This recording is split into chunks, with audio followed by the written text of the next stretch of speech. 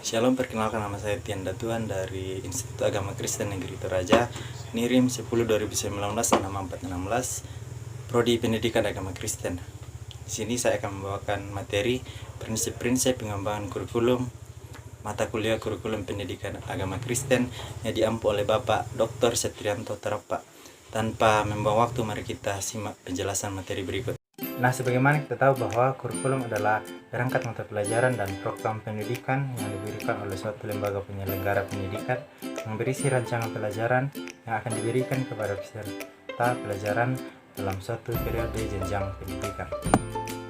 Kurikulum sebagai rancangan pendidikan yang merangkum semua pengalaman belajar yang disediakan bagi peserta didik di sekolah atau lembaga pendidikan dengan maksud memberikan pedoman kepada para pelaksana pendidikan dan proses pembimbingan perkembangan peserta didik mencapai tujuan yang dicita-citakan oleh peserta didik, keluarga maupun masyarakat.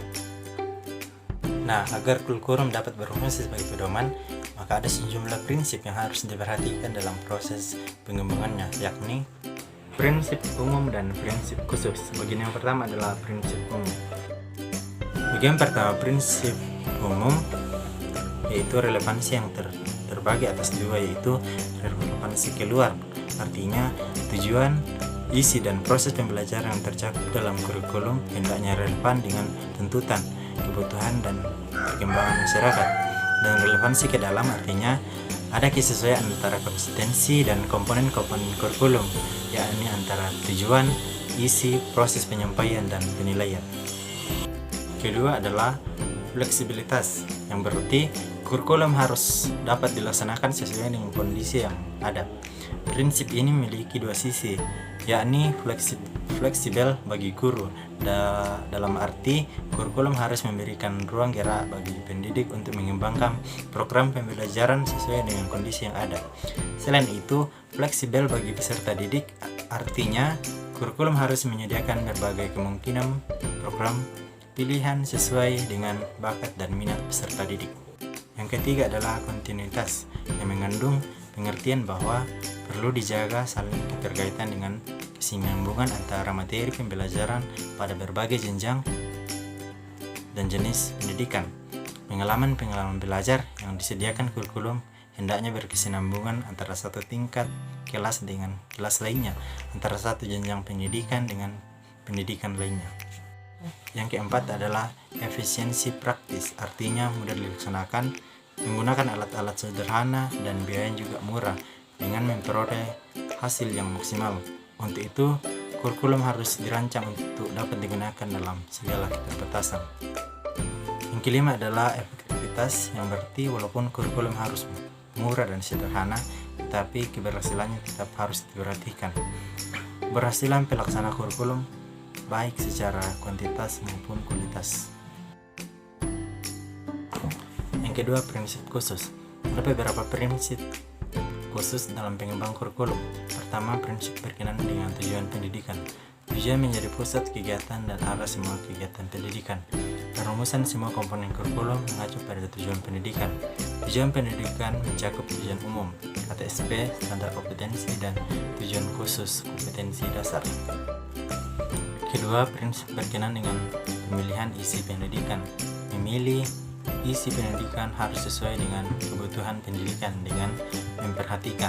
Yang pertama, perlu dijabarkan tujuan pendidikan atau pembelajaran ke dalam bentuk perbuatan hasil belajar yang khusus, yang sederhana. Yang kedua, isi bahan pembelajaran harus meliputi 3 dominan, yakni kognitif, afektif, dan psikomotor.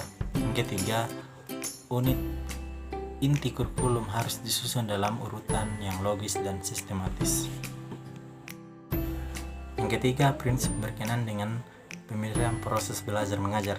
Dalam prinsip ini hendaknya harus memperhatikan ada 4 hal, yaitu pertama, metode teknik mengajar dapat digunakan untuk mengajarkan bahan pelajaran.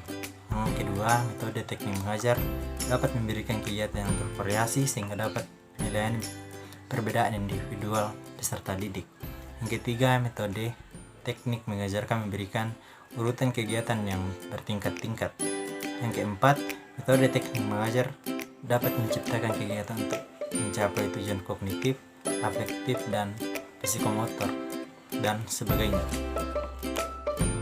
Yang keempat, prinsip berkenan dengan pemilihan media dan alat pembelajaran. Proses belajar mengajar yang baik perlu didukung oleh penggunaan media dan alat-alat bantu pembelajaran yang tepat. Yang kelima, prinsip berkenan dengan pemilihan kegiatan penilaian. Penilaian merupakan bagian integral dari pembelajaran. Karena itu, kita harus memperhatikan 3 hal. Yang pertama, memperhatikan bagaimana kelas, usia peserta didik, waktu yang dibutuhkan, apa bentuk teksnya, berapa banyak soal yang diberikan, dan sebagainya. Yang kedua, mengikuti langkah-langkah rumusan tujuan pembelajaran yang umum dan 3 domain. Uraian ke dalam bentuk tingkah laku yang dapat diamati dan diukur. Ketiga, cara pengelolaan suatu kelas penilaian dengan memperhatikan 4 hal. Yang pertama, norma yang digunakan dalam pengelolaan hasil teks. Kedua, cara pengelolaan skor dalam skor masa. Ketiga, skor standar yang digunakan. Dan yang keempat, untuk apa hasil teks digunakan. Nah, demikian pemaparan materi dari saya. Sekian dan terima kasih.